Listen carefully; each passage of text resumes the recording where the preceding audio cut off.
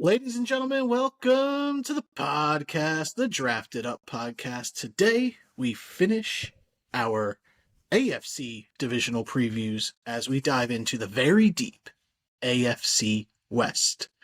I'm excited for this one. Ton of good teams, ton of good talent. Before we dive in onto that, you know where to find the show: Apple, Spotify, YouTube, wherever you listen to, watch your podcast. We're there. Search Drafted Up Podcast, like, rate, subscribe, review, follow. You can follow us on social media at DraftedUp_pod over on Twitter if you feel like it. Nicholas, how are you today? Doing good, man. Ready to dive into my favorite division in the AFC. There's, like you said, so much talent, and I think three of these teams are like among the elite teams in the AFC. They're so good. This division's solid. And even the fourth team, I think, could be, I don't think they're going to be great just because of how good the whole division is, but I think they're going to be hell improved from last year. Yeah. I like all four teams, to be honest. It honestly wouldn't surprise me if every team in this division finished with a winning record. I think this division's that good. I think it'll be close, yeah. Apologize if I'm echoey in a different location in my kitchen because I'm dog sitting today, so I don't want to throw him in his crate while I record and listen to him whine. So I've moved into the kitchen from my nice bedroom, and it's a little echoey here, maybe. We'll bit see. Bigger, a little more open. But yeah. Hey, man, we're here. They can adjust. Yeah. Some news broke before we recorded. Jordan Addison was served his 3-game suspension for the Minnesota Vikings, so it'll be nice to... I already stat adjusted him out to begin with for a 3-gamer, so it's not going to affect my ranking for him, but it's nice to know. Whereas, would love for them to break the news that Rashod Rice is suspended, just so it would give us a little more clarity in discussing him today when we do Kansas City, but we shall see there. But I imagine his news will come in the coming days as well, since it's going to come. The NFL usually takes a little bit longer to hand out their suspensions after the justice system has been filed. It usually happens around the end of camp or more towards the actual start of games, and there are games Thursday, so there's going to be a lot of preseason games played soon. So suspensions are going to start getting handed out really quick, and like we said, Addison just got his 3 games. It's what we figured he was going to get. Rashod Rice is anywhere between 3 to 8, so I think it's going to be on the higher upside. I think it's going to be way more than Addison has got because it was a more severe crime. So I'm honestly expecting anywhere from 4 to 6 for Rice. I think it's going to be towards the 6 side. So, but yeah, I agree. I had Addison's 3 games slotted in already because it was kind of in stone that he was going to get 3 because that's the NFL policy at this point. Yeah, it was known. Teddy Bridgewater is signing with the Tampa Bay Buccaneers, so that's really cool. Love Teddy. To see it. Gives them a solid backup, someone they can trust a little more than Kyle Trask behind Baker. And so excited for Teddy. He deserves it, especially after the nonsense of him getting fired as the head coach of the high school team because he was paying for things. He was busing kids to the games that couldn't afford to get to the games. It was insane. And I love how they tried to well, if you come back, you're going to be suspended X amount of games. And he's like, I'm not coming back. I'm still an NFL quarterback. I'm going to go play. And now he's on the Tampa Bay Buccaneers backing up Baker. So you love to see it. He's a smart dude. He should be in a QB room somewhere just because of what he brings to the locker room. And if Baker does go down, Bridgewater can manage the game pretty well for Tampa Bay. Yeah, and Kairen Williams. Money, baby. Money bags. Signed a 3-year extension today, and I love it as a Kairen dynasty owner. It brings me joy that he has signed. But as a Jarquez Hunter truther, it does break my heart a little bit that he's not going to eventually be the starter for the Rams, with Kairen was potentially entering free agency. But good for Kairen. He deserved to be paid. The Rams love him. McVay loves him. Yeah, he's a good fit there. And the Rams, they got a lot of questions, and they'll need him this year with the surrounding unknown of Matt Stafford and his back injury. His bad back, yeah, for sure. And I'm so hyped that Kairen's still with the Rams because we know what he is in LA, and he's a solid RB, lower end one, and he's going to get the jobs done with just based off his touchdowns he gets every year. I didn't want the variable of him going to a new team and maybe being a split back, or will he get the load somewhere else? I know what we're going to get with him in LA for the next 3 years. So his dynasty stock skyrockets because it was a little bit lower this season. And I wish I would have pulled the trigger and got him from you in our dynasty league before he signed the contract, because now it's going to be a little bit more pricey, because at the end of the day, we know where he is for the next 3 years, and it's in a Sean McVay offense, and he's proven consistently year in and year out that he can produce in that offense as the RB1. Like, you like Hunter. We weren't really crazy high on Blake Corum coming out of Michigan 2 years ago, but they don't really run two running backs in LA, so it's going to be Kairen's backfield for the next 3 years as long as health lets him be that way. I'm all in on redrafts and dynasty for Kairen Williams. I already was, but now I'm more all in at this point. Yeah.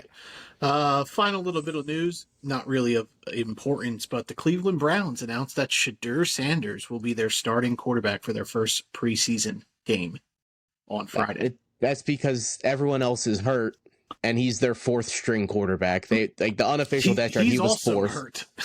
Yeah, I'm not worried about that. Flacco's their quarterback, and they signed Tyler Huntley, though, because they need to add another guy because everyone's hurt. It'll be good for Shedeur to get the reps, and he needs them. It potentially would end up giving him a potential leg up over Dillon Gabriel. If Dillon Gabriel continues to miss time, Sanders is out here getting game experience. So we'll see. I expect Sanders and Gabriel to make the roster. And then I think Kenny Pickett will be the odd man out there with Joe Flacco as the permanent starter. And Huntley's just a body. He'll be there to play preseason games. Yeah, he'll be there to play preseason. But it honestly wouldn't shock me if all four of these guys make the team with Kenny Pickett. Pickett, Flacco, Shedeur, and Gabriel. I can honestly just see them keeping all four because everyone's getting kind of reps here and there.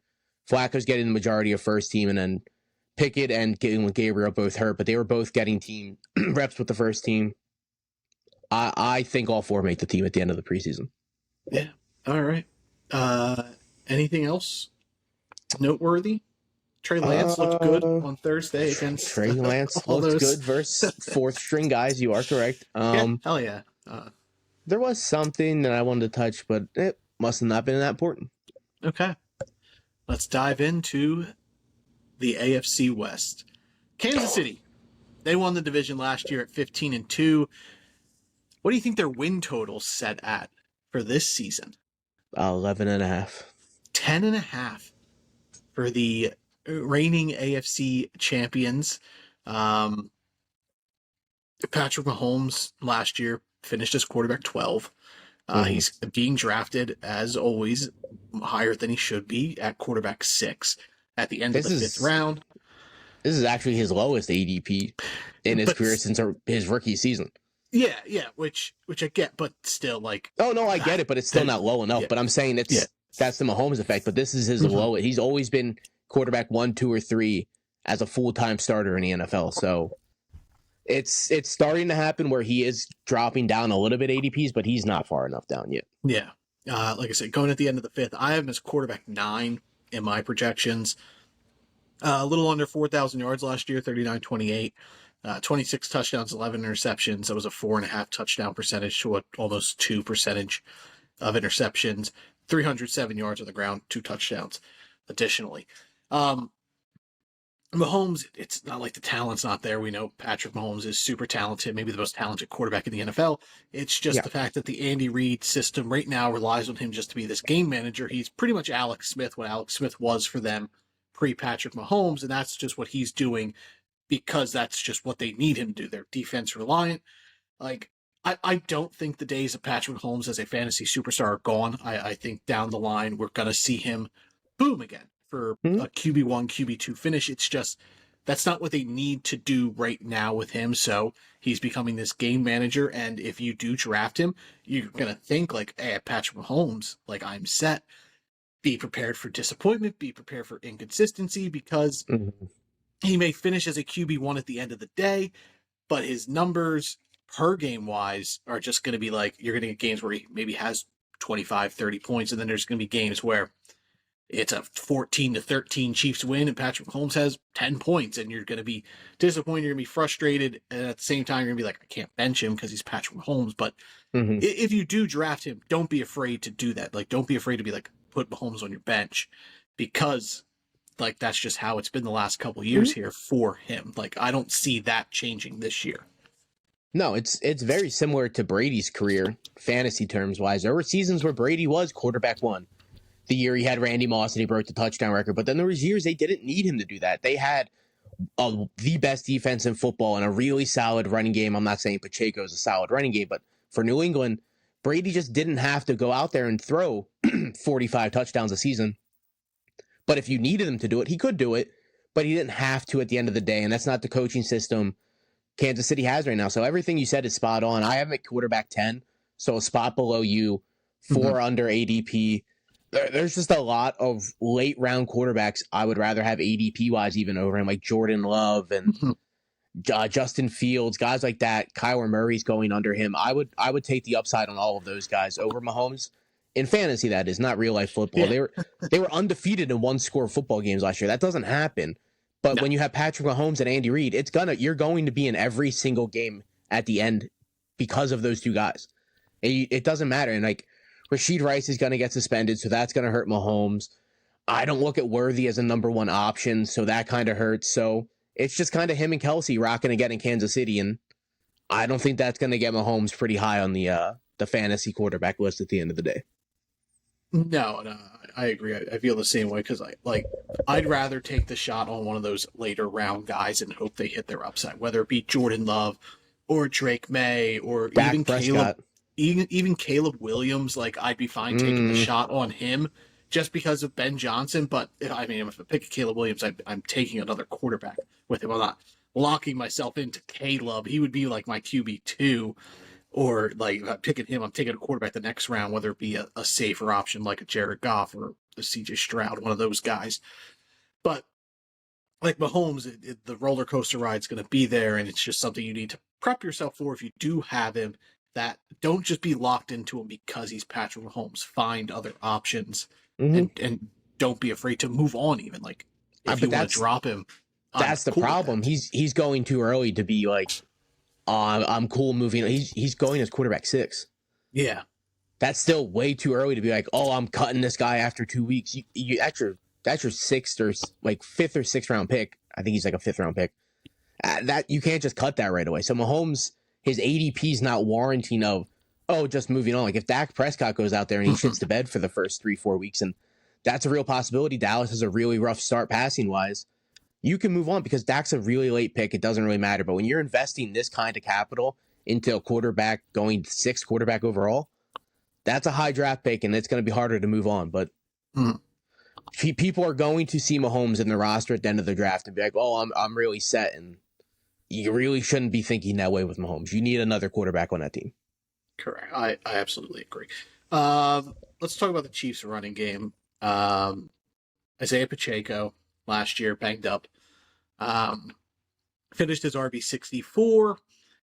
He's being drafted as the RB 23 right now, early 6th round. I'm at 28 in my projections. He played 7 games, had 310 yards, only 1 touchdown. Only 12 catches for 79 yards in the receiving game. His 17-game pace would have only been 753 yards, 2 touchdowns, 29 catches, 192 yards. But he was night and day different from the first 2 games he played where he had 19 carries, 17 carries, 90 yards, 60-some yards. And when he came back from the foot injury where he was just kind of there because Kareem Hunt was playing so well, and then he just didn't look healthy either, so he wasn't really a part of the offense. So I'd understand taking the shot on Isaiah Pacheco if you believe that he is the back, and that it'll go back to what it was, where Pacheco is the RB1 of this team, and then there's value there because the Chiefs are going to be in a ton of close games, and they're going to want to run the clock, milk the clock, and make it that they have the time of possession locked in, and that's going to be a big part of Pacheco's game is just wearing down defenses. I lean more towards that this is going to be a split backfield. I'm actually way higher on Kareem Hunt than consensus. So I'm kind of out on Pacheco, but I understand taking the shot. Yeah, I'm out. It's the same thing like Mahomes, dude. I have Pacheco at RB 30. He's going as RB 23, so it's lower. I have him way lower than his ADP, but he's going around guys like Travion Henderson's going after him. I would take him. I would take Aaron Jones. I would take DeAndre Swift, who's going 10 picks after Pacheco. I would comfortably take Swift over Pacheco. I have him over him. I have him over him in my rankings. Tony Pollard, Caleb Johnson, these guys I would take over Pacheco just based on upside. I don't think his efficiency is going to be there. He needs a bunch of volume to be really fantasy relevant. And like you, I think Kareem Hunt's going to be more involved. He's not the same Kareem Hunt as he was in Cleveland, but he was really efficient last year. He was the touchdown guy when Pacheco came back. And yeah, sure, you can make the case that Pacheco wasn't healthy and he shouldn't have came back. But at the end of the day, they were still giving the carries that mattered in the red zone to Kareem Hunt.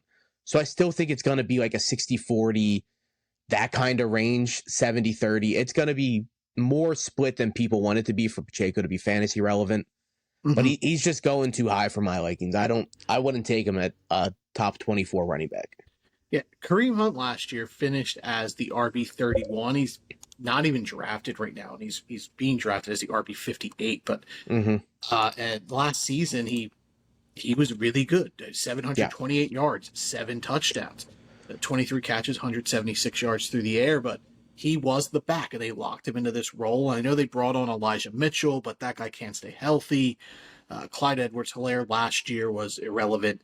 They moved on from him. So, like, yeah, there's names in the backfield, but, like, I truly believe this is going to be more of a 60-40 split, like you said, between Hunt and Pacheco.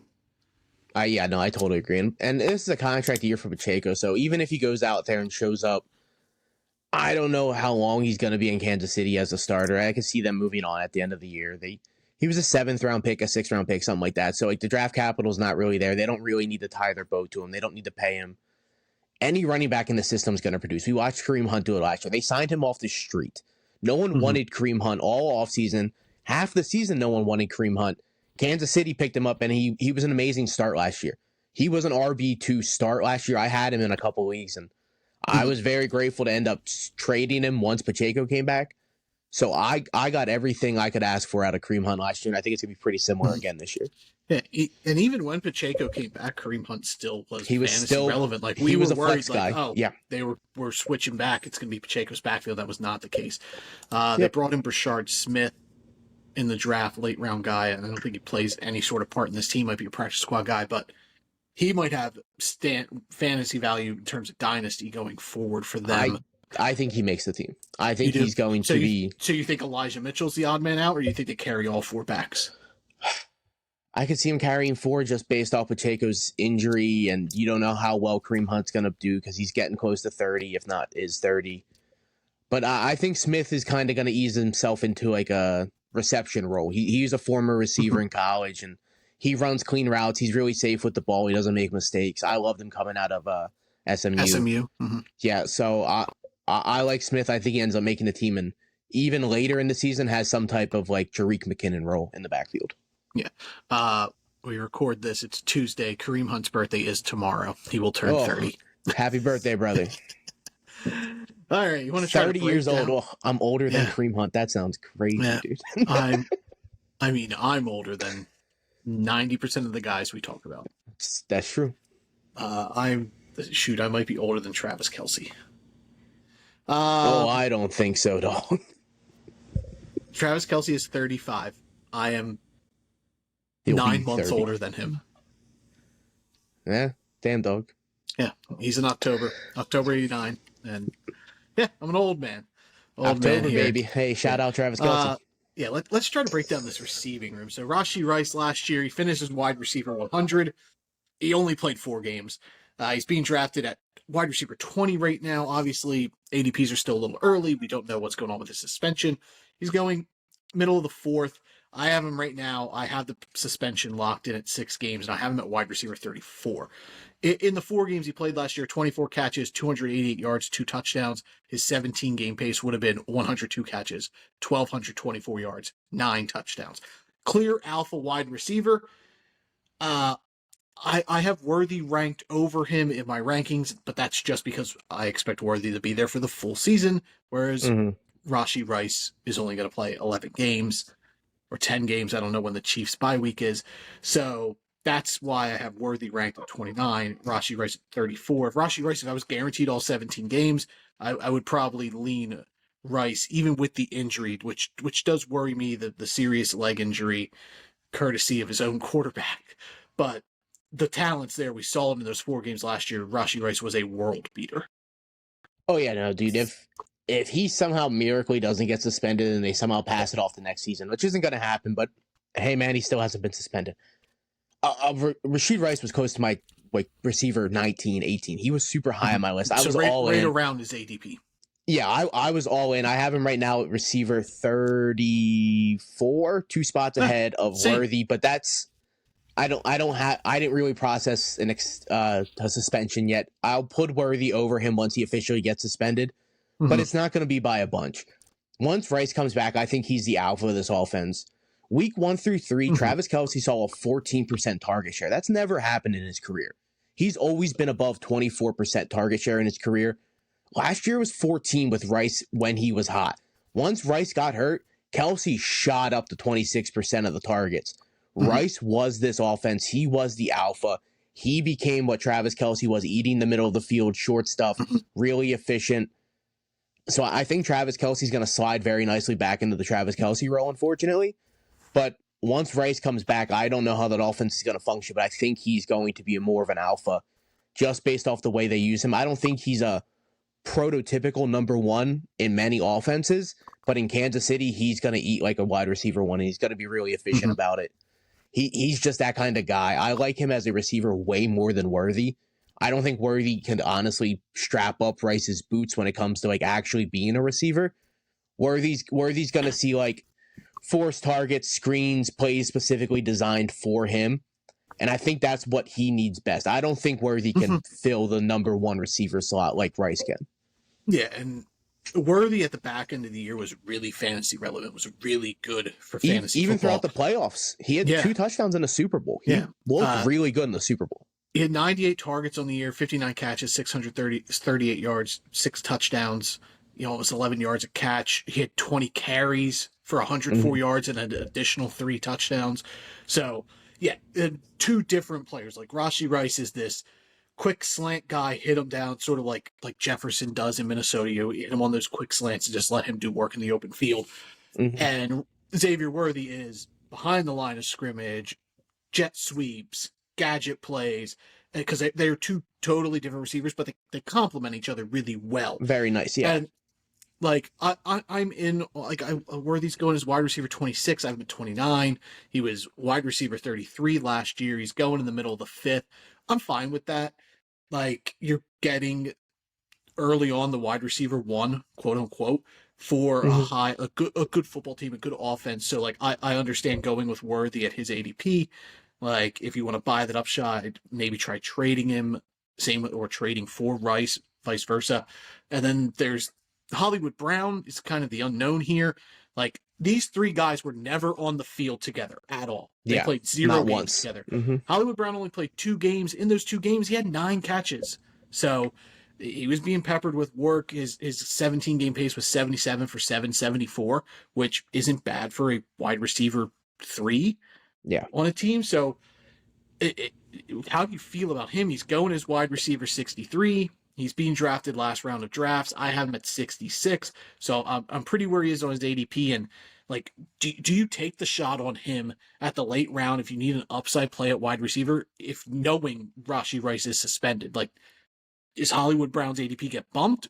Does it become worth drafting with Rice out for 6 games, or are you just not interested in him at all? I just find it so hard to even trust Hollywood to even be out there. He's already banged up in camp, so I don't know how much he's going to be out there and reliable. I think he's going to end up missing games, obviously, but I'm not going to stat that out. I have him wide receiver 62, so around the same boat. But yeah, Rice is going to be suspended, so he's going to be out there, but I don't know how much of a value he's going to be. I think he's more of he's really involved in the team, but he's not really fantasy relevant. He's just a good quote for quote football player. I don't think he's that good, but I think he's going to be more involved for a real life aspect of fantasy or football than more fantasy football. So I wouldn't take the chance on him, but like if like Demario Douglas is there in the last round, I would rather Demario Douglas, the New England receiver. I think there's more upside in that offense for him. But it's just guys going around the same EDP I'd rather take over Hollywood. I've never really trusted Hollywood, even back in Baltimore. But I think my mindset is if I'm going to take a shot on a guy that's not Worthy, and knowing Rashod Rice gets suspended, I think I would throw the dart at Jalen Royals, the rookie from Utah State. Mm-hmm. He's been killing camp. He is, bulky guy, smaller, but he's physical, and he's the kind of receiver Andy Reid's going to just plug into his lineup and just do work. And it just fits the Andy Reid scheme where he just finds this guy late round value. And he went way later than he should have. Like, we were higher on him than consensus, and where he ended up being drafted. Like, I think there's a world, and he's just a name to also watch at the end of the year. See how involved he is early on, and maybe at the end of the year he plays his way into a prominent role where he becomes a spot start flex guy. If, say, Rashod Rice is still banged up, not fully healed, or Hollywood Brown just can't get on the field, or Xavier Worthy's just becoming insufficient because he's so gadget reliant. Yeah. Like, I think Jalen Royals is a name to watch for this offense in terms of just fantasy value, dart throw, end of the year kind of thing. Yeah, no, I could see something playing out with him being on the offense just because of his talent. I loved him coming out of college. He reminded me of Terry McLaurin. He plays very similar. Mm-hmm. He's not big, but he's kind of bulkier, but he just plays like an alpha even though he's undersized. And he's got that dog, and Kansas City needs a receiver like that. They need a guy that can easily step onto the field and just demand the defense to cover them, and I think he could do that. It wouldn't surprise me if he ends up in the Rashod Rice role, if Rashod does get suspended, and he gets those 6 games and puts up work, and he's a name to either sell high or hang on to. Maybe he becomes a part of this offense. Well, that's a wait-and-see type thing, but I like the dart throw of Jalen Royals. I think he gives you way more upside than like Hollywood Brown would at the end of your draft. For sure. But at the end of the day, we all know it's going to be what's his Travis name? Kelce? No. That Juju Smith-Schuster? Yes, that guy. I'm like, Jackson Smith-Njigba is not that guy's name. Juju Smith-Schuster is also in Kansas City, and he was out there a bunch last year. I can see him end up being just on the field a bunch. They got a weird receiving room. Sky Moore's still there. Tyquan Thornton's still there, or now there. They don't need these guys, and that's why it doesn't really matter who's there. Remigio is their like backup slot receiver. I don't even know who that is. So yeah, weird Kansas City receiving room. But Travis Kelce, though, I do think he thrives the most if Rashod Rice gets suspended. Like you said, his target share was up once Rashod Rice went out. He's going as the tight end 6 right now, middle to late 6th round. He finished as tight end 5 last year. I have him at 7, 97 catches on 133 targets, 823 yards, 3 touchdowns last year for Kelce. Like, this is the lowest Travis Kelce's ever going to be. And he probably doesn't have much football left in him, a year or 2. So I think if the touchdowns go up a little bit this year, I don't know if the yards go up too much. Like, he's kind of just playing this role of catch, fall down, do a little bit of running. But I do think at times they're going to stretch and save him for a potential run. But with Rashod Rice out, potentially, Travis Kelce, I do think, is the biggest beneficiary of that. And I think early on season value, he could be great. And then you maybe could ship him for a higher upside tight end if there's somebody else playing, and then hope to just bank off that upside. Like, say, David Njoku's really killing it in Cleveland and they've locked into Joe Flacco for the year, or Evan Ingram is doing really well in Denver and you want to just try to play the PPR points with him and try to get someone else with Ingram for Kelce if Kelce's hot in those 4 to 6 games without Rashod Rice. But I think where you're getting him, it's incredible value. I have him at 7. He's going at 6, but same boat. And like I said, this is the lowest you're ever going to get Travis Kelce. Yeah, I got him right at ADP. I got him at 6, and he had 97 catches last year, 800 some yards. So that's not great efficiency, but he saw 130 some targets, and he's going to see those same amount of targets just because he's Travis Kelce. It's not like it used to be. It's not 150 some targets. It's not 1,000 yards. It's not double-digit touchdowns. But at the end of the day, he's still better than 95% of the tight ends in football, especially in full-point PPR. He had close to 100 catches last year. That was number 1 from the tight end besides Brock Bowers, I'm pretty sure. Maybe George Kittle. But I'm pretty sure he was number 1 in tight end targets. I think he out-targeted every other tight end in football last season. Not Brock Bowers. Are you sure? Yeah, Bowers had 150-something. I could have swore Travis Kelce was target-wise number 1 tight end. Bowers had 153 targets. Fascinating. I was lied to by the fantasy footballers. Now, maybe that had a week 18. Maybe they excluded week 18 stuff. I don't know. They do. They don't count week 18. Maybe that's... So Travis Kelce's still that guy at the end of the day. He's not going to be the number one tight end, but he's going tight end 6. I think he's going to be close to the top 5. I love his ADP. Rashod Rice is going to get suspended most likely, so he's going to see the 24 to 30% of the target share from Patrick Mahomes. And when that happens, Travis Kelce cooks. That's what he needs. He needs the high volume, and he's going to get it week 1 through 6 most likely. So he's going to have a crazy hot start. Dip him if you want, but I think he's going to have a pretty solid, consistent season all year. McBride also had more than him. He had 147. Do you worry, though, about Travis Kelce when Rashod Rice gets back, that he steps into this role where he only has a 14 to 15% target share, which isn't ideal? And early on, Travis Kelce for fantasy was not great last year until after Rashod Rice got hurt. It was really frustrating. So I kind of understand the logic of avoiding him, because who knows, like if Rashod Rice is out there fully healthy after the suspension and they want to get Xavier Worthy more involved, that maybe Travis Kelce takes a back seat and becomes the third option in this offense, and just maybe he just becomes like Mark Andrews. You just really need the touchdowns from him, which could happen. He could have 600 yards and 10 touchdowns and he'd be fine. But I think you do have to worry, like that is in the back of my mind, that he might become lower in the pecking order and maybe try to save him for the playoffs when it matters, like the last half of the year, like to make the playoff run, and then the 4 or 5 games before that to try to just power your way through that and keep your potentially best player on offense healthy and fresh. I see what you're saying, but I think it would be so hard to move on from Kelce if he starts week 1 through 6 like old Travis Kelce. Like at that point, what other tight end would you even be getting that would be as valuable? Like Evan Ingram's not going to be as consistent. Njoku possibly, but Joe Flacco could get benched because they need to see what the rookies have. You would have to have mighty cojones to move on from Travis Kelce if he's putting up all Travis Kelce stats. And you got him as tight end 6 in the 6th round, and he's producing like McBride and Kittle, and he's up there with all those guys. It would be hard for me to move on. I'm not going to lie. No, you wouldn't give him and maybe something else to get McBride or Bowers, say that team that has them is pretty much out of playoff contention? Oh, well, yeah, sure. If we're getting someone that's actually better, but like, if you're not getting... Well, because Kittle's kind of the tier under those guys. Like, would you move on from Travis Kelce for George Kittle? Yeah, but it depends on what I would have to give up otherwise. I wouldn't give up a starting asset. I wouldn't give up 2 starting assets to get McBride or Kittle or maybe Brock Bowers. Yeah. All right. That it for Kansas City? Yeah.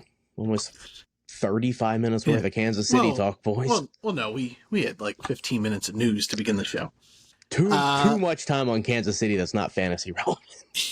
The Los Angeles Chargers last year, second place finish. They were 11-6. Their win total is set at 9.5 this year. Justin Herbert finishes QB 14, or he finishes QB 11. He's going as quarterback 11, end of the ninth. I have him as QB 14. 3,870 yards, 23 touchdowns, only 3 interceptions. That was a 4.6% touchdown percentage to a 0.6 interception percentage. Almost 66% completion on passes, 306 yards on the ground, another 2 touchdowns. Herbert, I think you're higher on him. I think you have Herbert in the QB1 bracket. I do. Yeah. When they produced last season, it was the end of the back season when J.K. Dobbins and Gus Edwards were not efficient. They were not getting the job done, and they needed Justin Herbert to go out there and sling the rock. It's not going to be that heavy because they went out and obviously heavily invested in new running backs because those 2 guys did not get the job done that they wanted to. But I still think this team is at its best when they're letting Herbert control the game, throw when he wants to throw, and just let his arm cook. Because he's super talented. there are still people on the internet that are claiming he's a top 5 quarterback talent-wise. I'm not one of those people. I've never been one of those people, but I do think Herbert is a really talented and smart quarterback. And with Harbaugh as his coach and Laddie Daddy and now Mario Hampton, who I was super high on, and Naji, who I also like, I just think the Chargers are going to cook all around, dude. I love the Chargers this season.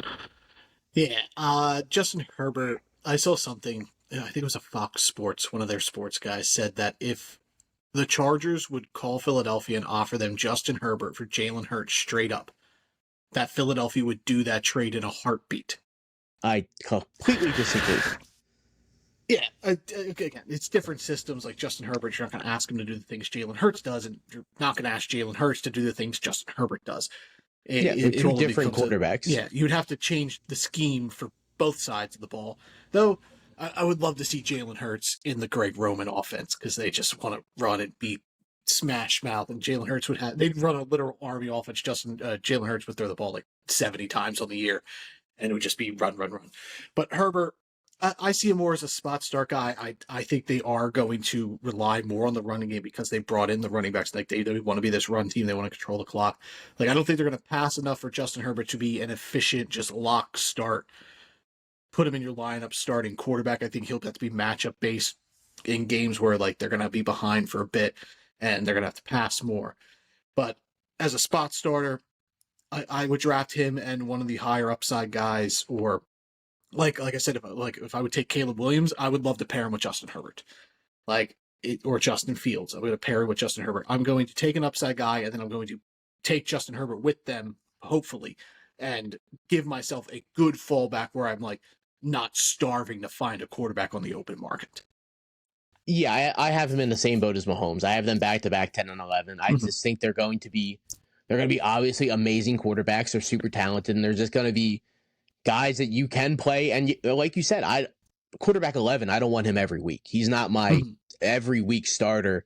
It's kind of like Phillip Rivers was constantly with the Chargers. He always would finish as the top 12 guy, but he would have weeks that were not good and they were not pretty. But that's going to happen again here for Justin Herbert. Hampton's going to be running the rock a bun. Hopefully Naji comes back healthy. He's only walking in practice right now, so I don't know what's going on there. I don't know how running affects his eye.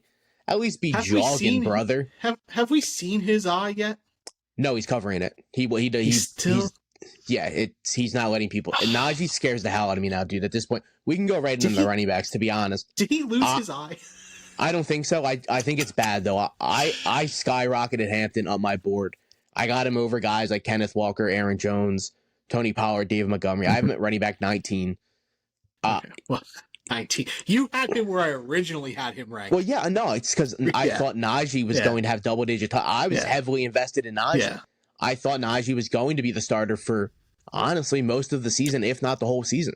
Yeah, so Amari Hampton, he's going as RB16, end of the fourth, and that's where I ended up moving him. I originally had him at 19. Now I have cool him with his ADP now. Yeah, I was not before. I was out on his ADP. On that, yep.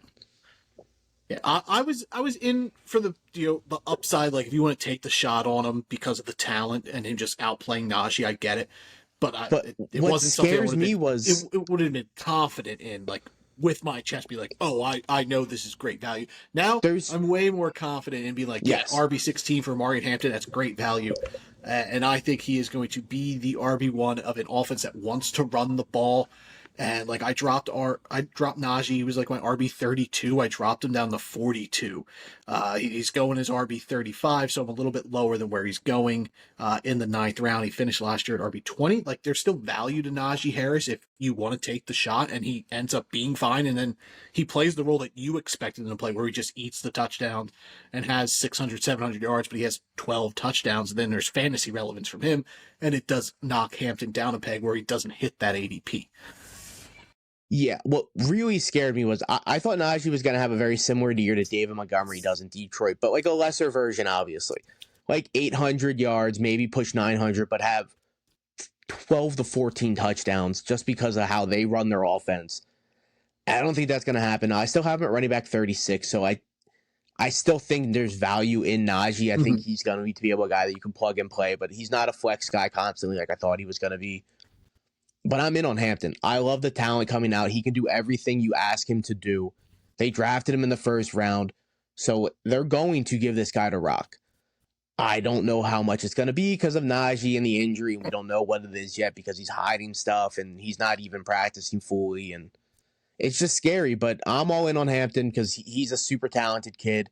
I had him right there with Genty pretty close. Not the same bucket, but right on the outside of it. I think he's going to cook finally this year. Like I'm fully in now because of the Naji injury. But like I said, like what worried me the most was there was a 4-round difference between their ADPs before their injury. And in order for his ADP to actually pan out, Naji would have had to been almost irrelevant to get that big of a difference in ADP. Now there's an actual chance that Naji is not irrelevant, but way less involved than he was before because of the eye injury. Yeah, so guys going near Hampton, Ken Walker, he's going to pick after you said you would take Hampton over him. I agree. For sure. Especially because Ken Walker's hurt now. He's already hurt in camp, dude. That guy's literally a walking red flag. Yeah. Alvin Kamara is the running back going before Amari and Hampton. Hampton's going I'm taking Hampton. New Orleans. Like I like Kamara a lot, but New Orleans scares the hell out of me this season, dude. It's like Spencer Rattler's now looking better than Tyler Shuck in camp, and that scares. If Spencer Rattler's their quarterback, dude, good God, I don't want anyone on that team. Chuba Hubbard is the running back going after, the second running back after Amari and Hampton. See, that one's a little bit harder because I think Chuba's gonna eat this year. I have those guys almost back to back. Okay. I'm really high on Chuba this year. Rashod Rice and Devontae Adams are also going the 2 picks before Amari and Hampton. It's kind of obviously taking Rice. Hampton over Rice. Yeah, Adams is the tougher call. I think Adams is going to have a phenomenal year as well. So it depends on what you need. If you need a running back 2, go Hampton. But if you need a wide receiver 1 somehow at that point, pull the trigger on Adams because he's going to be really good. And the 2 quarterbacks are also going in that round, and Jalen Hurts and Joe Burrow. But yeah, it depends. Yeah, that's a team building thing. It's really hard to be like, well, which one are you going to take? Well, it's like, well, what did I do the few rounds before that? Yeah, but I'm in on Hampton where he's going. I think he's a great value at the middle to end of the 4th round. All right, the receiving room. There's some rumblings that Keenan Allen might be back in Los Angeles. So it's picking up steam for sure. Yeah. Ladd McConkey, I don't think that affects him really at all. He finished as wide receiver 13 last year. He's going as a wide receiver 11, so fantasy world sees a little boost for him. End of the 2nd round at the 210. I have him at wide receiver 15, and it's more because I just don't think the Chargers are going to pass a bunch. But same range. Like I'm fine with him at the end of the 2nd round. 82 catches, 1,149 yards, 7 touchdowns for McConkey last year. A crazy 14 yards per catch. That's really like not his game, but I think he would be a good complement with Keenan Allen. I know a lot of people are like, oh, they play the same game, like underneath stuff, but like Ladd McConkey showed last year, 14 yards per catch. He could do a little bit more than just underneath stuff. It's hard to say that's not his game because in Georgia, he couldn't shine. Brock Bowers kept him from having a breakout season because that's how talented Brock Bowers was. So you never really got to see the true potential of what Ladd can do as a wide receiver. And we all had him ranked higher than like, if you just looked at his college stats, people would have been like, oh, this kid should be probably undrafted, 6th, 7th round pick. It is what it is. No, like if you watched Ladd play, even though he wasn't highly productive, you seen that he had the cuts, the routes, the speed, the hands. He's a full over, like all around receiver, and he's a dog. Yeah. I got him at wide receiver 13, so 2 spots under his ADP. I think you're kind of drafting him at his ceiling, though. Like where did he finish last year? Wide receiver 11? 13. 13, and that's with the back end of the season where he was hyper targeted by Herbert and they were passing a bunch. I don't know how much they're going to pass. I think it's going to be more than it was in the beginning of the year, but not as much as it was in the end. It's going to be a happy medium, but I do think you're kind of drafting Ladd at the ceiling. though. I don't know how much more upside he has at wide receiver 13, 12, 11, kind of that range. Yeah. Like, I think for him to break into, like, the top 10 fantasy receivers, he would need to break 100 catches. And I don't know if they're going to pass enough for him to do that. Like, he only had 112 targets last year. And then if you, Right now, yes, I think him getting 100 catches is feasible with Trey Harris and Quentin Johnston behind him, and then nobody at tight end, and Conklin, Dley, Oronde Gadsden, whoever they put there. But if Yeah. Keenan Allen gets in there, I think that takes away some targets, and then it would drop him to the 85 to 90 catch range. But I'm fine with it. Like I'm cool with him at the 210. I'd lean elsewhere though. Like depending, like I'd rather T Higgins or Chase Brown over him, and they're going after him. Yeah, I would take those guys, but like I have Marv and JSN under him. I think Ladd is safer than both of those guys, but I think there's a better chance if I had to pick one of those three guys to be in the top 5. I think Ladd would be the last out of Marv and JSN. I think Marv and JSN could easily finish top 10, top 5 just because of their roster constructions that they're in and their offenses. I think that's fair. I don't know if Ladd can do that. I think you're really drafting him at his ceiling. Yeah, I also worry, like, I think 7 touchdowns might be his ceiling too. Like, I don't see him as a double-digit touchdown guy, but we'll see. Maybe he comes out and he puts up 100 catches and double-digit touchdowns, and we're talking about Ladd McConkey next year at the back end of the first. For sure. Incredibly talented player, but like you said, I agree. You're pretty much drafting him in his ceiling. Like, I think his bucket is wide receiver 11 to wide receiver 16. I mean, like, you're going to be fine with that. Like, I don't think he falls out exactly, of that. Yeah. He's not going to kill you. Like if when you draft him, it's not going to like hurt your team, but there's not much upside just looking at the roster construction and the offense around him. But he does have the talent to be a little bit higher. At the end of the day, though, I don't know how much that's going to happen though because of the offense. So we kind of see him the same. Yeah, I'm more comfortable with him if I go wide receiver as well in the first. Yeah. Like if I'm drafting Jefferson, CD, Jamar, Amon-Ra, then I love Ladd McConkey on my squad as my wide receiver 2. I don't want him to be my wide receiver 1. Yeah, man, I'm with you, and that's weird because I have him ranked over Marv and JSN, but man, if I needed the wide receiver 1, I'm taking Marv and JSN over him. I don't want him as my wide receiver 1. I'm in the same boat. I agree. Yeah. Trey Harris, Quentin Johnston.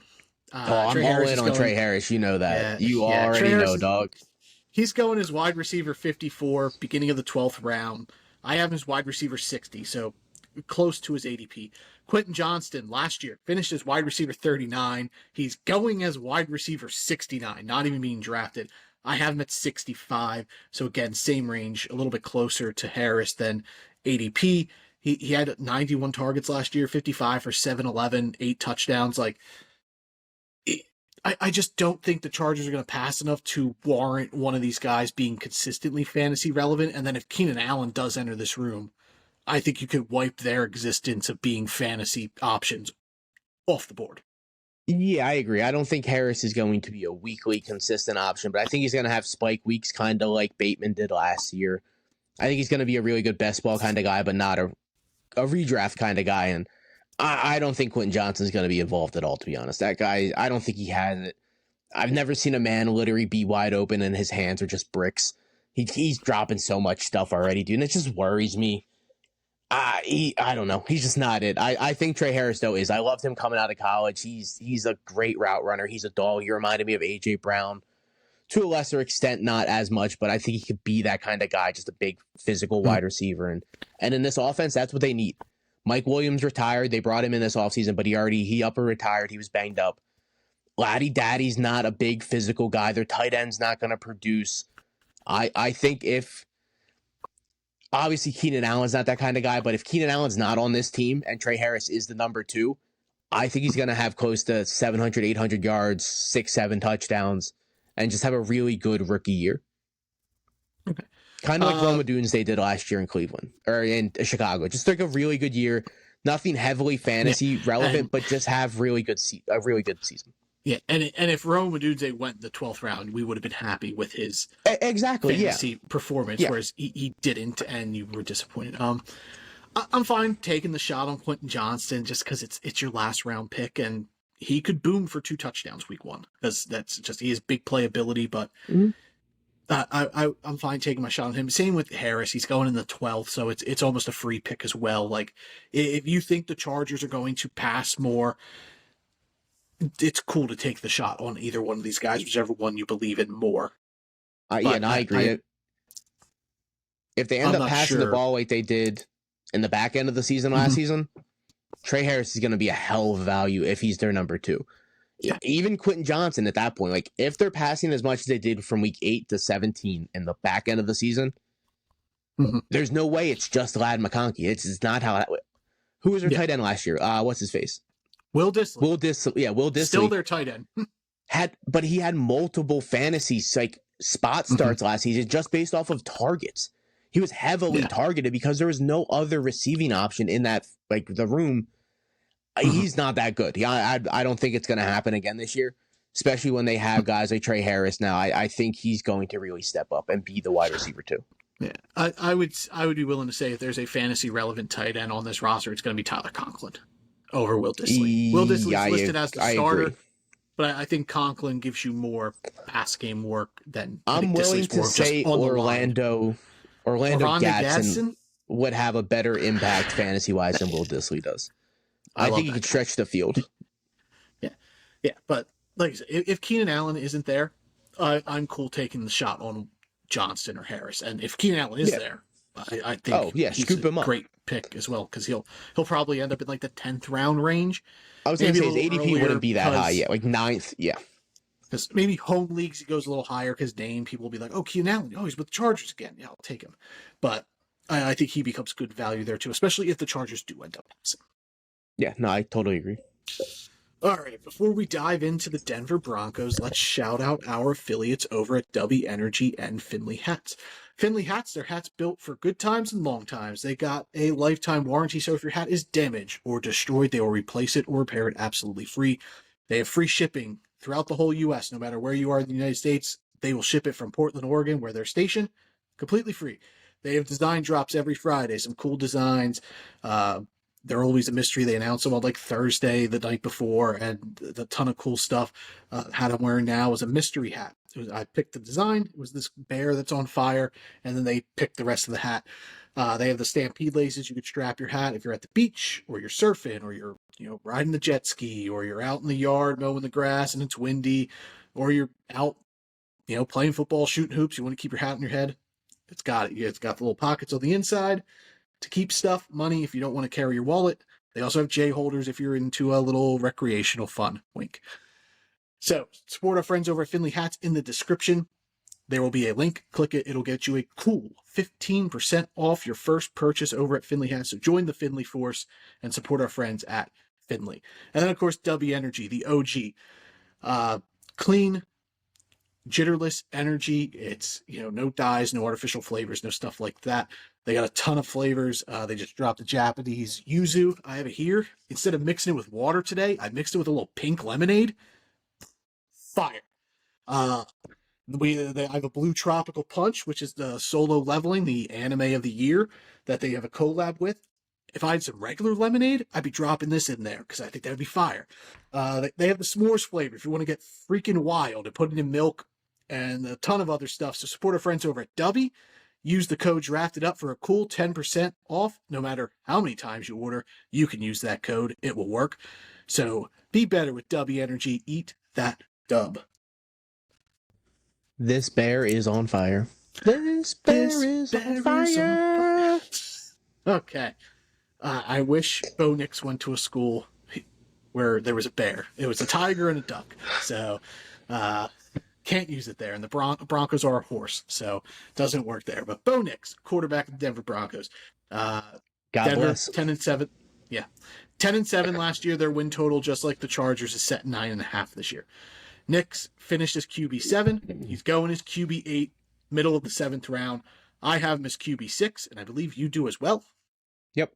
Yeah. Yes, sir. We're in on Bo Nix. 3,775 yards, 29 touchdowns, 12 interceptions. That was a 5.1% touchdown to a 2.1 interception rate. He added 430 yards on the ground and another 4 touchdowns. Him with Sean Payton is a match made in heaven. It is working.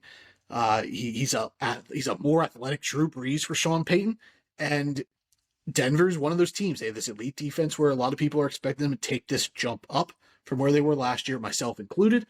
And I think Bo Nix, like I said, he finished his QB7 last year. I think that is, something he could easily achieve this year. I'm higher on him, having him at 6. Denver's a team where I'm actively seeking out pieces, whether it be in the receiving game with Cortland Sutton or finding one of the later round guys like Marvin Mims or Pat Bryant or Devon Vele, or if the running game with J.K. Dobbins and R.J. Harvey. Like, this is the team I want pieces. And if there's a defense in the league, I want the Denver defense. They play Tennessee week 1. Like, I think they're a defense you can lock in even against good offenses. I think they're fantasy relevant. Like, I'm really in on Denver, and this is, like I said, this is a team I'm actively seeking players from. I think their week 2 matchups also really good. I think Denver has a really good matchup week 1 and 2. Their defense is set in stone for the first 2 weeks. I'm pretty sure. I think it's Seattle week 2 or something like that. Maybe Indianapolis. It's someone easy. I'm all in, dude. Like Bo Nix and Jaden Daniels from week 5 on. It is Indianapolis. Yeah. So you're getting Daniel Jones or Anthony Richardson versus the best defense in football. Yes, please. But from week 5 on through the fantasy season, Jaden Daniels and Bo Nix averaged the exact same amount of points. It was week 1 through 4 that was different because Bo Nix started off a little bit slow because he's a rookie. They didn't want to let him go out there and just give him full control of everything. But come week 5, Sean Payton knew this is the guy. I trust this guy fully. There's a reason I went up and got him where I got him. I trust Sean Payton. I trust Bo Nix. I trust Cortland Sutton. I trust this offense. I'm with you, dude. They're right there with the Chargers as a team I think is going to be really, really good this year. They're going to blow their win total out of the water. I honestly had both of these teams with the same record going into the week 18, the last game of the year, and they play each other. And I'm going to tell you, it came down to the division. One of these two teams I have winning the division, and it came down to the last game of the season, and I love that. I love that these two teams, being the Chargers and the Broncos, I just think they have it. I think they're going to both be so good this year. And I love Bo Nix, dude. Like, I loved him more so coming out of college. You liked him for sure. Hey, I love nothing more than a guy prove me wrong, and Bo Nix did that real quick. And it showed last year. It clicked instantly. You're like, oh, okay, he could be something. He could be a little sneaky, a little starter. And then the rushing yards just kept coming, and his passing game improved, and he just looks like a really solid fantasy starter for the next 8 to 10 years, dude. Yeah. There's not much more to say. Like, I love where he's going. QB8, I think that's value. Middle of the 7th round. Sure. Like, yeah, it's not his 4. He's already finished better than that. Yep, I love building out, wide receivers, getting 3 wides, 2 running backs, and my tight end, and then I have the option to draft my quarterback last as my starter, or even, 4 wide receivers if I want to do that, and 2 running backs, and then draft Bo Nix in the 7th.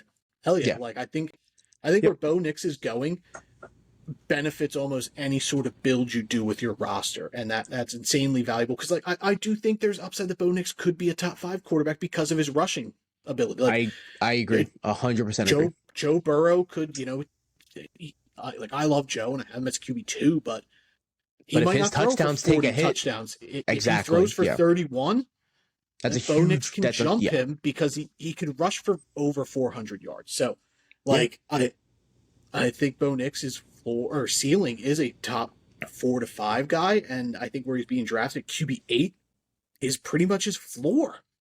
Especially with his rushing upside. Yeah, I don't think he's going to fall past that because it's Sean Payton's offense, dude. He knows how to win football games, and it showed last year. And they have the one downside for Bo Nix is that their defense is so good that they might not have to go out there and score a ton of points. And that's the downfall of Bo Nix. If their defense is as good as everyone thinks it's going to be, they're not going to have to score more than 21 points a game. On very few occasions, they're going to have to score more than that. So it could take a hit that way, but I don't see that happening, especially with his rushing upside. I think it's going to click, and it's going to be there for Bo Nix. Yeah. Denver's running back room. Try to sort that out here. J.K. Dobbins, they signed him. I would say that's the weakest spot I'm personally in. I'm in on, like, Cortland Sutton, obviously. After Cortland Sutton, it's obviously I'm not as much, but I'm all in on Evan Ingram. But, like, the running backs, I'm kind of, like, on the fence of both of them, to be honest. Yeah, and I think it more comes down to the fact that, like, R.J. Harvey might end up taking over J.K. Dobbins' job come later in the year. So then I think he will draft Dobbins. Just because of how he was last year. Like, J.K. Dobbins, he gets worn down, and his explosiveness is there really well through, like, week 1 through 5, week 1 through 6. But after that, he's just not the same guy, and it's shown consistently through his career. So I think RJ Harvey's going to have really good late round value in fantasy, but he's going so much earlier than J.K. Dobbins. He's being drafted as RB22 at the beginning of the 6th round. I have him as RB30, and I have Dobbins at 38. Where's Dobbins going? He's got to be going around like 11. 11 in middle of the 11th as the 40th running back. That's almost a 6th round difference, dude. So I don't know how much value that's going to have at the end of the season. Mm-hmm. Yeah, like honestly, like I don't like handcuffing my backs, but maybe this is a case where like I'm going to draft both running backs. Like if I draft Harvey, I'm going to draft Dobbins just so I can have the backfield. Yeah, but, and it's such a big gap that it's not like you're drafting one in the 6th and one in the 8th. Yeah, you're not forcing it. Yeah, it's not like doing Caleb Johnson and Jalen Warren. Yeah, they're going like 2 rounds apart. Yeah. Mm-hmm. Yeah, Dobbins last year, 905 yards, 9 touchdowns, 38 grabs, 153 yards.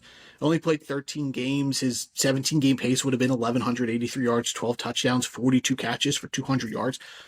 Nice value. And where he's going, like, I'm fine taking, like, if I go hero RB, if I take, McCaffrey, Achane, Genty, one of those guys early, I love taking Dobbins as my RB2 or 3 just because I know I'm getting a couple weeks as a starter and then I can figure things out from there. Yeah. I'm with you on that one. If I had to pick one, and this is hard to say, but like I like Dobbins' ADP a lot. But I think come the late end of the season, I don't think he's going to be relevant at all, to be honest. I think RJ Harvey's going to step up so much. I loved RJ Harvey coming out. UCF, he was that dude. You were higher on him than I was. I was way higher. I had him at the pick that Sean Payton picked him. It was like running back or pick 50 overall. So in my mind, it wasn't a reach. Everyone's like, oh, they reached for RJ Harvey. Not in my mind. I thought he was that guy. So I do think come the later end of the season, I think Sean Payton's really just going to start giving him the rock. He was so explosive in college, and he's so good at breaking tackles and seeing vision and seeing the hole. I just don't think the talent for J.K. Dobbins is there compared to RJ Harvey, especially late in the season. You can make the joke that he's an older rookie. Yeah, he is. He's like 25. But his legs are so much fresher than J.K. Dobbins, especially when it's going to be like fantasy playoff stuff. I think RJ Harvey's going to be really valuable. But can you pick him that early and not have a valuable running back? Yeah, weeks 1 through 6, and that's my problem. I don't think he's going to be valuable or that valuable the first couple weeks of the season. And it's important to get off to a hot start in fantasy football. 3-0 is way better than 1-2, dude. Like, if you start 3-0, your whole season is like completely different than it is 1-2. If you start 1-2, you are panicking. You're trying to make moves. You're trying to scour the waivers. You start 3-0, dude, you're golden. You're chilling back. You're just like, oh, I'll coast to the playoffs at this point. Yeah, don't be content, though. Oh, no, I'm not saying I am. But, for sure. That's how you end up finishing like 7 wins and you miss the playoffs somehow. Yeah. RJ Harvey, to me, is a perfect trade for keep an eye on candidate because the person that drafts him might be disappointed that he's not involved, and maybe they will sell him cheaper. They will drop him. If he hits the waiver market, he's a guy I'm good to do a good fab dump on. Yeah. Because I think, like you said, I think there's value at the end of the year. Sean Payton came out and said that for RJ Harvey to consistently be on the field, he needs to improve his pass protection, but that's the case for 90% of rookie running backs. They're never good at pass protection. Like, they're not Trevion Henderson out here, who's an excellent pass protector.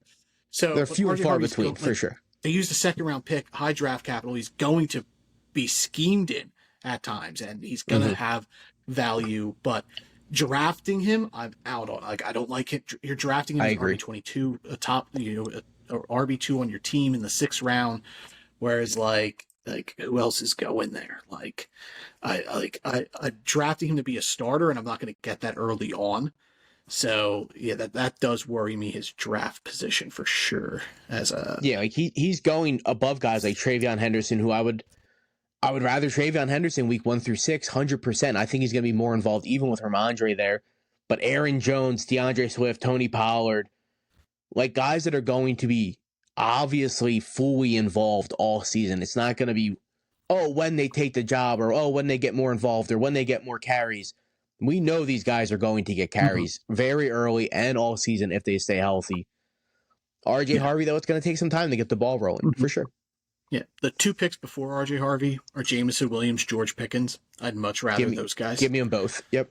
the two picks after Harvey, Teteroa McMillan, Travis Hunter. I think I'd lean towards Travis Hunter, more of a toss-up because I don't know how involved he's going to be on the offense because he could be a split guy. And then Pacheco and Travion Henderson and Jalen Waddle are after. I think I'd rather Waddle and Henderson. Pacheco, I don't know about him. Travis Kelce squeezed in there as well. So, RJ Harvey's issue for me, like you said, is draft position. Yeah, for sure. He's just going too high. The wide receiving room. Courtland Sutton, last year, finished as wide receiver 15. He's going as the wide receiver 23 the beginning of the 5th round. I have him at wide receiver 14. So I'm higher than he was last year. I'm higher than where he's going. And I've brought it up before. If we project Denver to take this jump into this next tier and Bo Nix to take this jump, someone needs to thrive and take the jump with them. And Courtland Sutton is the only guaranteed locked piece of this offense. Like you could say Evan Ingram, but he's new. There's no rapport with Bo Nix, and he was really bad last year. Yeah, he doesn't give you a ton of excitement. He's a catch and fall down guy. He's not going to score. So Courtland Sutton, we've seen him get double-digit touchdowns with Russell Wilson.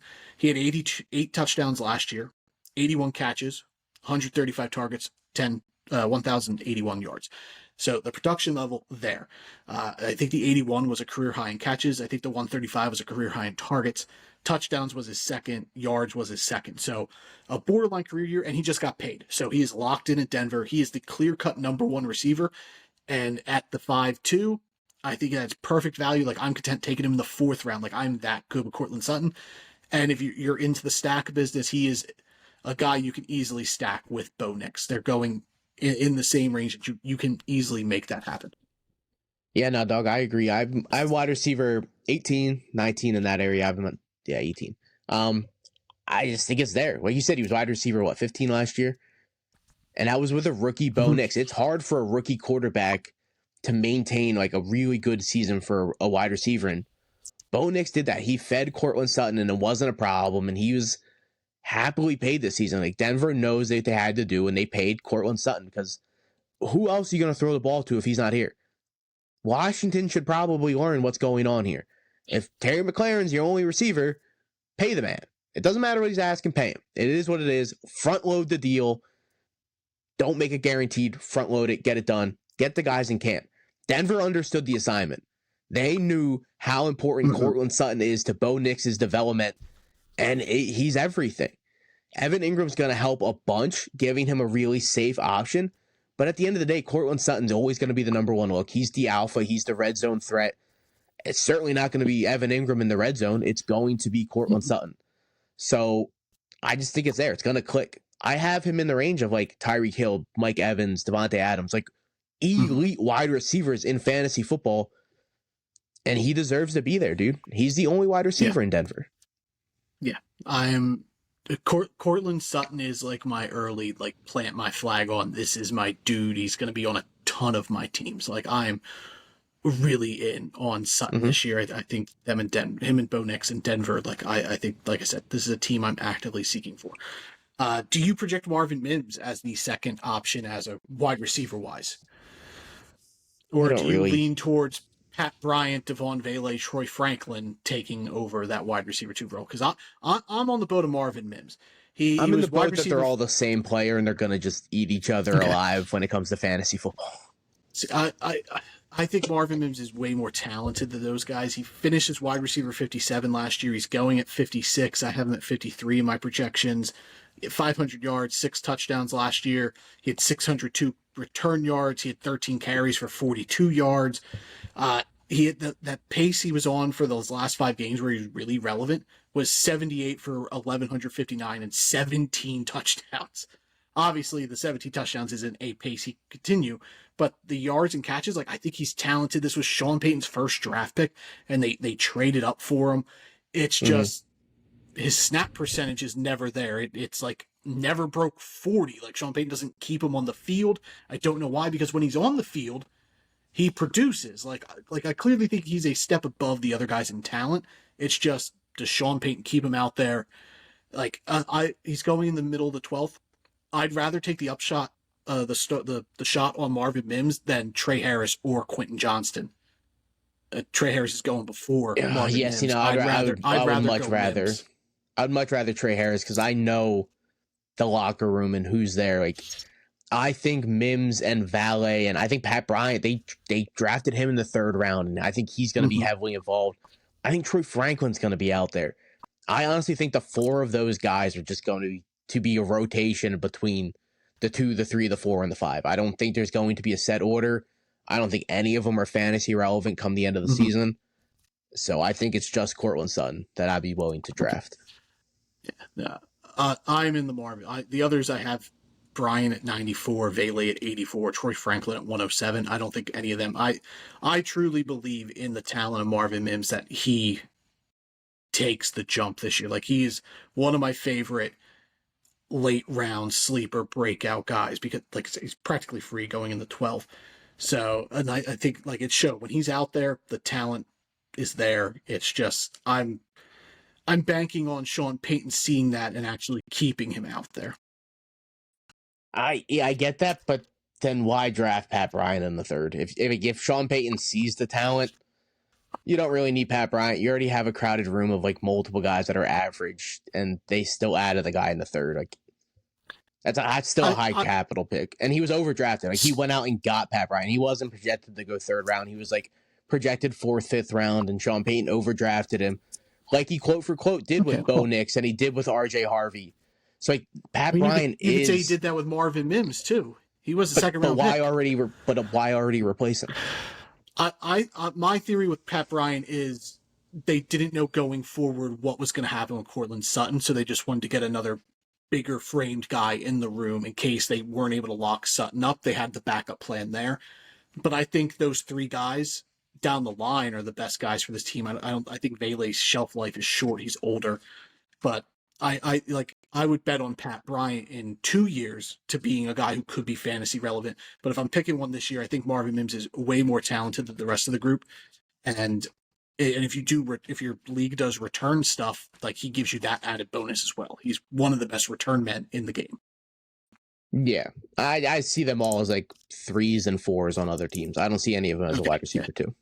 I'm a lot higher on Marvin Mims. I was coming out of Oklahoma as well. Like, I think he is a number 2 wide receiver. Evan Ingram, last guy here, tight end 32 last year. He was hurt. He's going at tight end 8 in the middle of the 8th round. I have him at 6. 47 catches for 365 yards and a touchdown, which would have been his pace at 89 catches for 689 yards and 2 touchdowns. Yeah, it was a really inefficient season, even the games he played last season. But we're coming off 2 years ago. He had like 112 catches or something crazy like that out in Jacksonville. It was a phenomenal season. In full point PPR, I have him as tight end 4. In half point PPR, I have him at tight end 7. So there's a big dip, obviously. And if you're playing no PPR, do not draft Evan Ingram. He is not worth it. He's going to finish with like 100 points. He's just not that kind of tight end. But if you're playing full point PPR, I think there's a chance he eats 80 to 95 some catches because like at the end of the day, I don't think Mims is that kind of guy. I don't think Valet or Franklin is either. So it's just Courtland Sutton, and then it's Evan Ingram, who is a safety blanket. He's going to eat up so many 4 or 5 yard catches and then go down 2 yards later. But every time he does that, that's 1.8 points, and it's just going to keep adding up. At the end of the game, he has 6, 7 catches for 45, 50 yards. That's close to 11 points every week in fantasy in full point PPR. And then you sprinkle in 4 to 5 touchdowns throughout the season. Nothing crazy here and there, but I just think he's going to be a really consistent, solid tight end based off of that. It's Courtland Sutton and him. In my eyes, there's no one else to catch the ball. Yeah, Evan Ingram's a weird career. Like, he was an athlete. Oh, yeah. And, like, with New York, it was 10, 12 yards a catch. And then Jacksonville, it was 8. And then last year was 7. So, like... last year I look as like an outlier because he was playing banged up, but... He had a knee injury, and I think that's where, like, I don't think he's going to get back to the 10 yards per catch, but 8 to 9 is the range. Yeah. Yeah.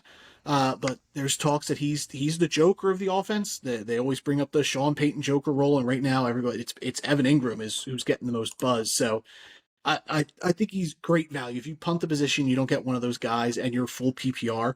Evan Ingram in the middle of the 8th round, I like that. It's probably like my second most targeted tight end behind Njoku, because Njoku's going to 9th or 10th, and I have Njoku at tight end 4. I see Njoku like you do, Evan Ingram.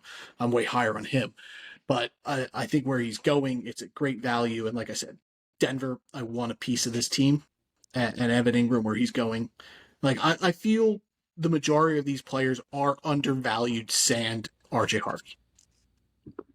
Yeah, no, I totally agree. But even RJ Harvey at the end of the day, I'm not going to draft him, but he is a guy I'm going to try to get on my team at some point throughout the season. So I want a piece of at least someone on this team. All right, let's finish off this division with the Las Vegas Raiders. 4-13 last year. Their win total set at 7.5. That might sound crazy to you, but Pete Carroll's there. This is a completely different franchise than it was last season. Huge overhaul. Yeah. Traded for Geno. Like, I'm in. Like, I think they hit the over. I think they get over 7.5. Like, I think that's a great line. I think their range is like, I think it's perfect range, to be honest. I think it's 7 to 8 wins is what's going to happen. 7 to 9 is, yeah. So, yeah, I agree. Yeah. They traded for Geno Smith, who last year finished as QB 14. And for whatever reason, he's going as QB 27. Not even drafted. I have him at quarterback 20. 4,320 yards last year, 21 touchdowns, 15 interceptions. That's not a Geno thing. Like, he's usually pretty well off, like, with keeping the ball and not turning it over. But Seattle last year, he was just forcing things. He still completed 70% of his passes, even with 15 picks. Added 272 yards on the ground and an additional 2 touchdowns. Like, Geno is probably one of my favorite just stream guys. Like, if I punt the quarterback position and I just stream dudes, I think Geno's a great streamer because Vegas is going to be down and they're going to have to pass the ball. But, like, they brought in JNT, so who knows? Maybe Pete Carroll just brings this philosophy where they're not passing. But I think Geno Smith, he's free, quarterback 27, undrafted. I think he's a perfect, if I'm drafting 2 quarterbacks, I would love to pair Geno Smith up with one of my other guys. Yeah, I get you can make the argument that, like, oh, he doesn't have DK, he doesn't have Tyler Lock, he doesn't have the weapons he did in Seattle. But, like, if you look at the team, yeah, he doesn't have the receivers, but he's got Brock Bowers, and he's got JNT, who's going to catch a ton of passes in the backfield. And he also has Jacoby Myers, who's a really solid number 2 receiver. Yeah, he's their number 1, but he's a really good receiver at the end of the day.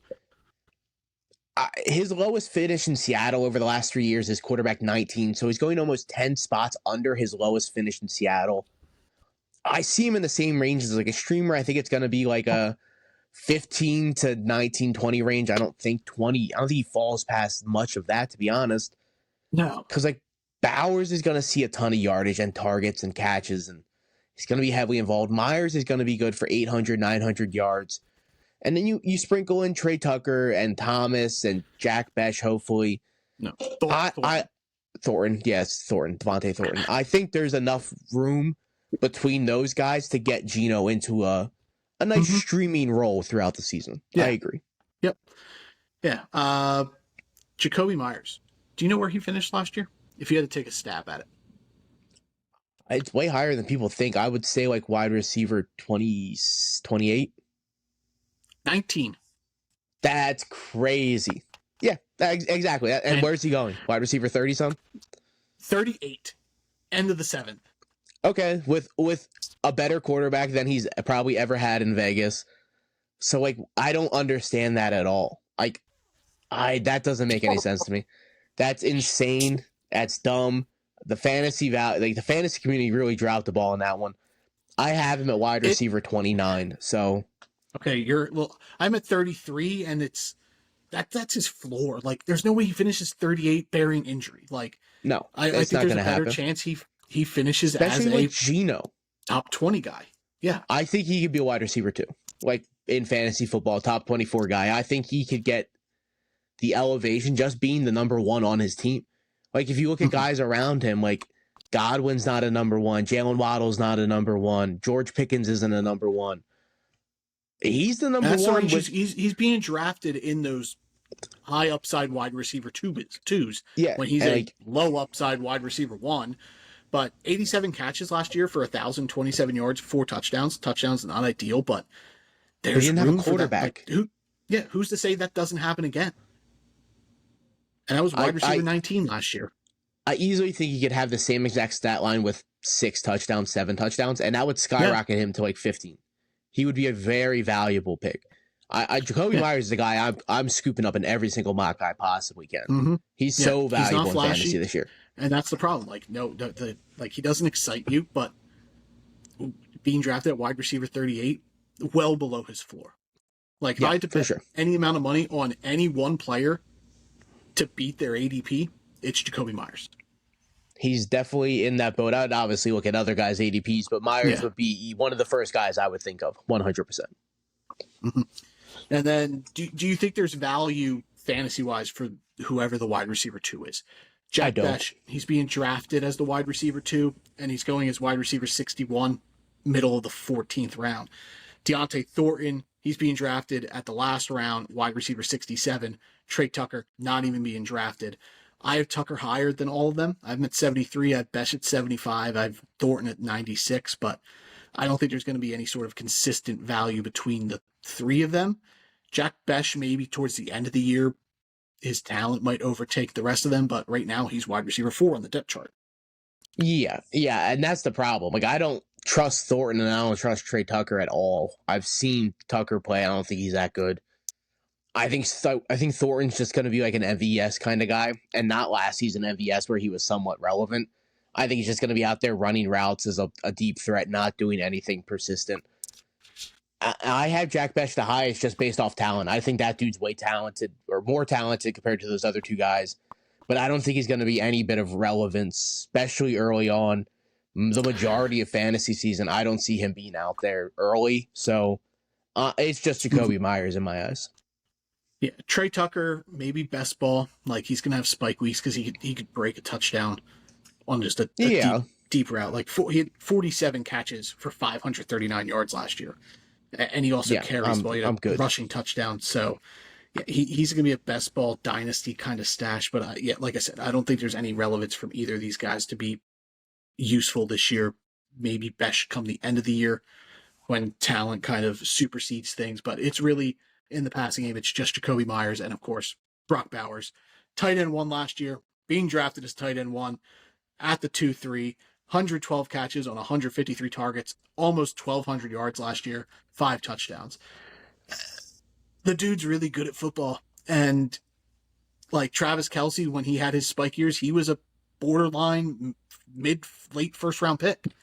And Brock Bowers is going in the 2nd right now. And I'm content taking him there. I wouldn't bat an eye at it. Yeah, it's a little early for me taking a tight end. I'll admit that. I don't find myself scooping up McBride or Brock Bowers and mocks often, but I get why these guys go early. They are different makers at the position, but I can get George Kittle 2 rounds later and still get a difference maker at the position. They're going really early and going around guys that like really make a difference in fantasy as well. So it's harder for me to pull the trigger on Bowers and McBride.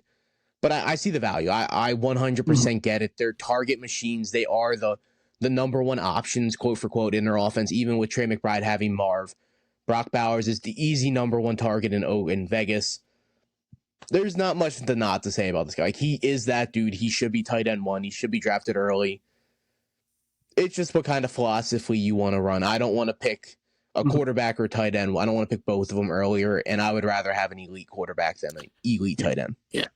I look at like McBride and Bowers as more like, I try to look at them as like a wide receiver and where they'd be with the wide receivers. That's what I did with Kelce throughout his career, and, for sure. And the guys they're going around, they're as good, if not better than for fantasy. So that's where like I'm cool with that. And same with Kittle. Like I hold Kittle in that same boat. He's I wouldn't say much better, but he's as good as the wide receivers going around him. So that, like, those 3 guys are really the only tight ends I'm forcing onto my team. If I don't get one of those 3 guys, I'm punting it and I'm taking Njoku or Evan Ingram well later after I get the rest of my squad. But like, those are the only tight ends I am happy with early. Yeah, I think any tight end drafted in the first 2 to 3 rounds hits their ADP, I think, like 80% of the time, which is rock solid. So you know what you're going to get. They're going to perform. Mm-hmm. But then when you get to like the 5 through 7 rounds, those tight ends whiffed like almost 90% of the time, and they never hit their ADP because they're going so early and they're going around guys that are just so much more talented than them. Like, there's still elite running backs on the board in the 5th round. There's still elite receivers on the board in the 5th round. So it's harder for those middle round tight ends to hit their ADP.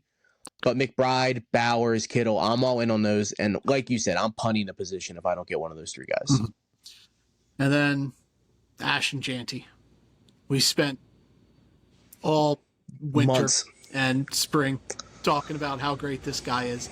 And I was pounding the table for Jeanty to Vegas. It was my favorite rookie landing spot, and we got it. And he's going as the RB5, which is a little rich. Back end of the 1st round. I have him at 8, but you hater. He's exciting. You hater. Yeah, hater. Yeah, like, sorry, I like Derrick Henry. That's right, TJ. Than Ashton Jeanty, but I'm still taking him.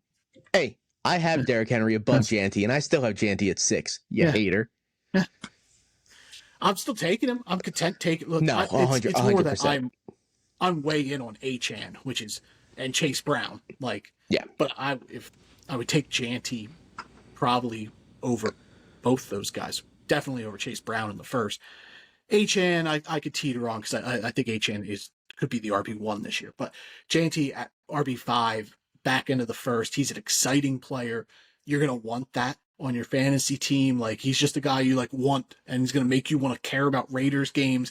Yeah. He's a fun prospect. Like, he's just this really good. He's going to catch the ball a ton.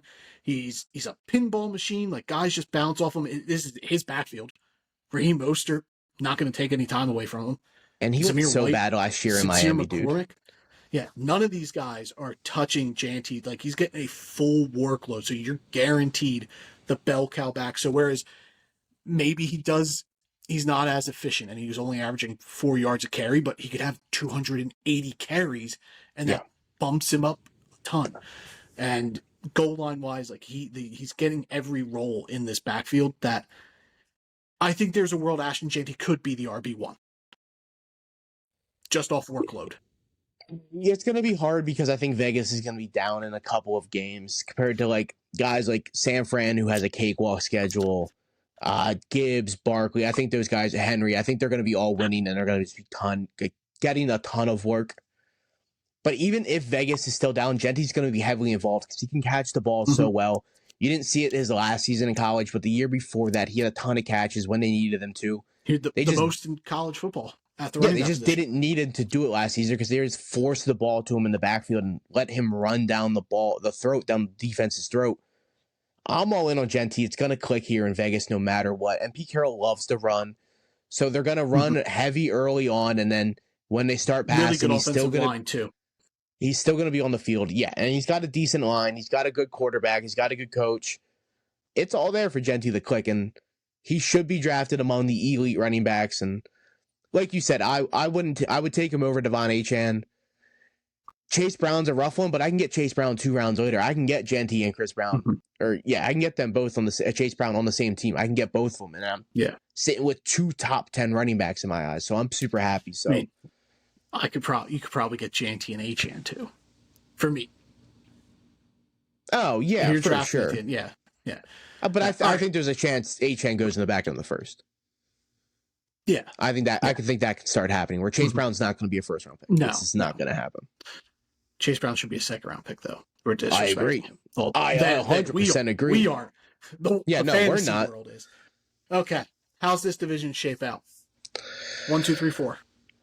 All right. So, like I said earlier, I had this division coming down to the last game of the season between LA and Denver. I gave Denver the win earlier in the season, so I had to split the games 1-1, so it went to the Chargers. I got the Chargers winning the division. That tied Kansas City and Denver with the same record. Kansas City had the tiebreaker, so Kansas City's the 2, Denver's 3, Vegas 4. I have Vegas 4. Denver wins the division. Kansas City in 2nd, Chargers in 3rd. So we swapped 1 and 3. Yeah. All right. Playoffs. We're done the AFC. Statistically, on average, 3 teams per conference are new to the playoffs, so take 3 teams out. I didn't get that this year for the AFC at least. I have 2 new teams in. So who were your division winners? So my division winners are Buffalo, and I have them as the 1 seed. I also have Baltimore is the Buffalo 2 winning. seed from the north. Yep. Denver, the 3 seed from the west. Jacksonville, the 4 seed from the south. With my 3 wild cards being 5 Kansas City, 6 Cincinnati, 7 the Chargers. So my 2 new teams are the Jaguars and the Bengals. Yes. So it's kind of close. Bills also winning the division, obviously. Ravens winning their division. Chargers winning the division. Texans winning the South. So they're my 1, 2, 3, 4 seeds being the Bills, Ravens, Chargers, Texans. The 3 wild card teams are the Chiefs, the Broncos, and the Bengals. So it's pretty much the same playoffs, except our South was different. Our AFC South winners, Jacksonville, Houston. All right, but I think all those teams are solid, though. But maybe not Houston. Yeah. Who represents the AFC in the Super Bowl? Oh, man, I think it's Josh Allen's year, baby. I think he finally gets over the Mahomes bump, and I'm giving it to the Buffalo Bills. I agree. I'm going to be boring. Hey, okay. Bills. I also think this is the year that they put it all together and get to the Super Bowl. And I got a lot riding on this. I'm trying to go 2 for 2 here. I got the Super Bowl right last year, Kansas City, Philly. I hope to God I'm putting a lot of chips here in Buffalo to get over this hump that they can never seem to get past.